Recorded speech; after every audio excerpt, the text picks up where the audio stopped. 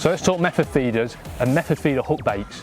Lots of people use micros around the feeder. They put either a 6mm or an 8mm pellet, hard pellet on the hook, or maybe even a boiler. They cast it out, wait for the rod to be ripped round. That's great. It's great in the summer months when the fish are really feeding aggressively.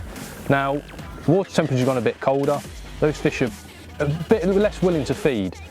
And they've seen a method feeder approach in the presentation before millions of times. A little pile of pellets on the bottom with a little cherry on the top, either a boilie or a pellet. So those fish are a little bit wary about around a pile of pellets now.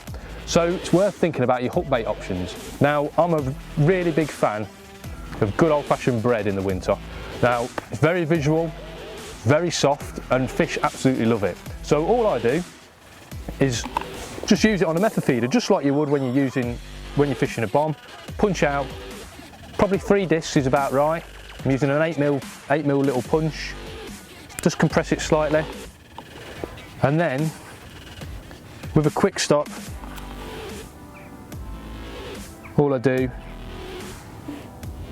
is just quick stop it onto a hair. You need a reasonably long hair because the bread obviously swells up once it's in the water, and then I just bury it in the method feeder just as normal with your loose feed pellets.